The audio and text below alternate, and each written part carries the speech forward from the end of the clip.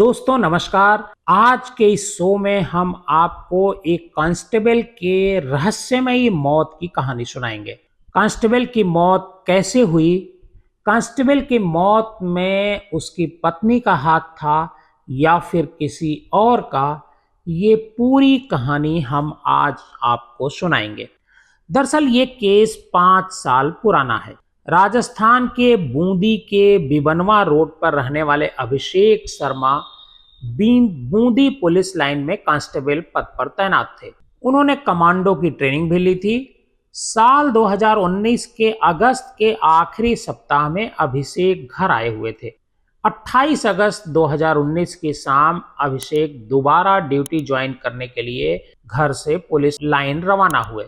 उन्होंने घर में सभी को यही कहा कि वो पुलिस लाइन ड्यूटी पर जा रहे हैं, रात को घर नहीं आएंगे। अपनी बाइक पर बैठकर वो घर से बाहर निकले।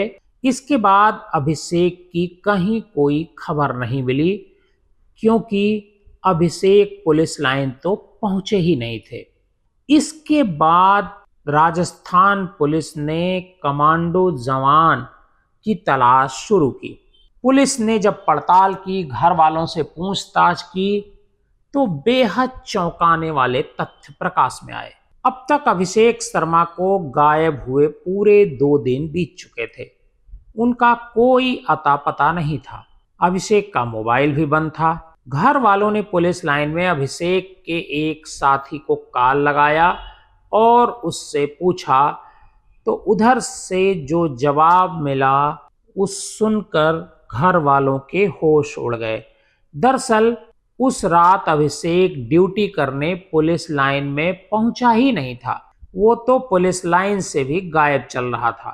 अब घर वाले अभिषेक को लेकर बेचैन हो गए थे। बावजूद इसके अगले कुछ दिनों तक वो अभिषेक की तलाश करते रहे। 7 दिन बाद बूंदी कोतवाली में पुलिस कांस्टेबल अभिषेक शर्मा के गायब होने की गुमशुदगी की रिपोर्ट दर्ज करवाई गई। डिपार्टमेंट के एक साथी का यूं गायब हो जाना पुलिस महकमे को भी परेशान कर रहा था। अभिषेक को ढूंढने के लिए पुलिस ने दिन रात एक कर दिया।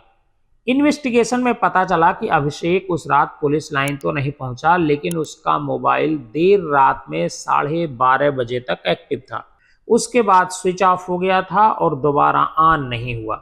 इन्वेस्टिगेशन में ही पुलिस को अभिषेक के मोबाइल की जीपीएस ट्रैपिंग से ये पता चला कि मोबाइल स्विच ऑफ होने से पहले अभिषेक उस रात बाइक लेकर अपने घर से करीब 140 किलोमीटर दूर सवाई माधोपुर जिले के बौली गांव गया था।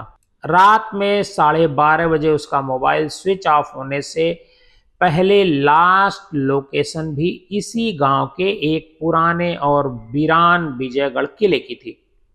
मतलब साफ था कि अभिषेक का मोबाइल यही किले में ही स्विच ऑफ किया गया था। अब भी पुलिस के सामने ये बड़ा सवाल था कि आखिर अभिषेक पुलिस लाइन जाने की जगह यहाँ इतनी दूर वीरान किले में क्यों आया? उस रात आखिर क्या हुआ था और अभिषेक अभी कहाँ है?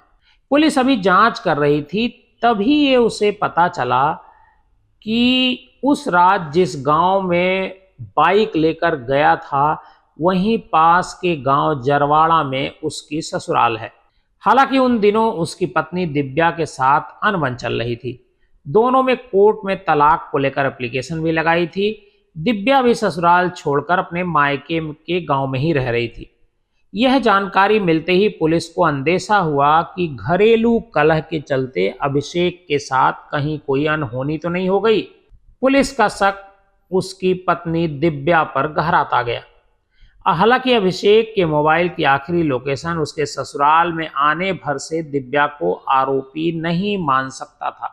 कोई ठोस नतीजे पर पहुंचने से पहले पुलिस को सबूत की जरूरत थी। दिव्या से पुलिस ने पूछताछ शुरू की। पुलिस को पता चला कि साल भर पहले अभिषेक के घर दिव्या की फुफेरी बहन श्यामा रहने आई थी। वो वहां करीब 20 दिन तक रही। इसी दौरान श्यामा और अभिषेक दोनों एक दूसरे के करीब आ गए। जीजा और साली के अवैध संबंधों की भनक जब दिव्या को लगी तो उसने हंगामा मचाया। हंगामा हुआ तो श्यामा अभिषेक का घर छोड़कर अपने गांव वापस लौट गई। इधर अभिषेक और दिव्या के बीच दूरियां बढ़ने लगीं। झगड़े होने लगे, दोनों के बीच बातचीत तक बंद हो गई। यही कारण था कि दिव्या ससुराल छोड़कर मायके में रहने लग गई। उसे अभिषेक से तलाक लेने की अर्जी भी कोर्ट में लगा दी। दिव्या के इन बयानों की पुष्टि अभिषेक की मां दमयंती शर्मा ने भी पुलिस के सामने की। पुलिस को पड़ताल में पता चला कि श्यामा भी सवाई माधोपुर के बौली गांव की रहने वाली है। अभिषेक का मोबाइल भी यहीं स्विच ऑफ हुआ था, यहाँ के दोबारा ऑन ही नहीं हुआ। पुलिस पड़ताल में यह भी पता चला कि श्यामा का घर विजयगढ़ किले के बिल्कुल पास में है। पुलिस के सामने अब बड़ी अजीब उलझन भरी कहानी थी। पत्नी और साली के तौर पर दो प्राइम सस्पेक्ट उसके सामने थे। आखिरकार पुलिस ने इन्वेस्टिगेशन को आगे बढ़ाया। टेक्निकल एविडेंस जुटाने की में पुलिस जुट गई। इस बीच काफी वक्त गुजर गया। अभिषेक के घर वाले भी परेशान थे। बेटे की तलाश में रोजाना पुलिस थाने और एसपी ऑफिस के चक्कर काटते रहते थे। पुलिस ने सबसे पहले 28 अगस्त की उस रात की अभिषेक की पत्नी दिव्या और उसकी साली श्यामा की मोबाइल कॉल डिटेल निकाली। कॉल डिटेल सामने आते ही पुलिस का माथा ठनक गया। इसके बाद तो पुलिस ने तत्काल कार्रवाई करते हुए अभिषेक की साली श्यामा और श्यामा के गांव के ही एक युवक नावेद को पुलिस ने धर लिया। उन्हें थाने लाया गया और सख्ती से पूछताछ हुई तो पता चला कि उन दोनों ने ही उस रात अभिषेक का मर्डर कर दिया।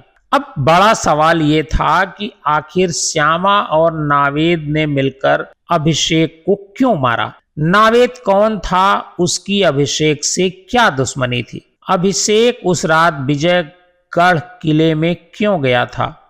ये बहुत सारे सवाल थे जो पुलिस को अभी तलाशने बाकी थे। पुलिस की इन्वेस्टिगेशन जारी थी। पुलिस श्यामा के कॉल रिकॉर्ड को मिलान कर रही थी।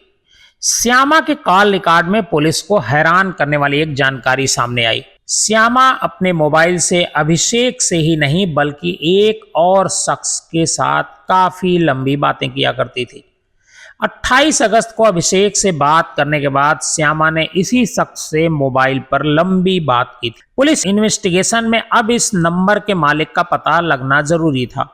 पुलिस ने 28 अगस्त की रात में इस नंबर की लोकेशन का पता लगाया तो सभी हैरान रह गए। दरअसल उस रात बौली के उस वीरान किले विजयगढ़ में अभिषेक के अलावा जो 2 नंबर एक्टिव थे उनमें से एक नंबर श्यामा का था तो दूसरा इसी शख्स का। पड़ताल में पता चला कि यह नंबर श्यामा के ही गांव के रहने वाले नवेद का है। अब पुलिस के पास श्यामा और नवेद से पूछताछ के लिए काफी ठोस जानकारी थी। तत्काल पुलिस श्यामा और नवेद को थाने लाई।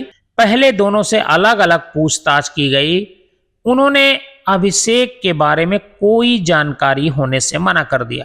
जब पुलिस ने दोनों को आमने सामने बैठाया और दोनों की कॉल डिटेल्स और लोकेशन बताई और सख्ती की तो श्यामा और नवेद के तेवर ढीले पड़ गए। दोनों ने बताया कि उन्होंने मिलकर अभिषेक का 28 अगस्त की आधी रात में ही मर्डर कर दिया था। पुलिस पूछताछ में श्यामा ने बताया कि वो स्कूल में काफी इंटेलिजेंट थी। 12वीं में 75% मार्क लेकर आई थी। पिता का साया सिर पर नहीं था, बड़ा भाई भी नहीं था। माँ आंगनबाड़ी में काम करती थी। साल भर पहले वो अपनी फुफेरी बहन दिव्या के ससुराल गई थी। वहीं पर उसके अपने जीजा अभिषेक के साथ नजदीकियां हो गई। दिव्या और उसके ससुराल वालों ने अभिषेक और श्यामा की नजदीकियों का जब पता चला तो 20 दिनों तक श्यामा वहां घर रहने के बाद वापस अपने घर बौली लौट आई। हालांकि इसके बाद भी श्यामा और अभिषेक एक दूसरे से मिलते रहे।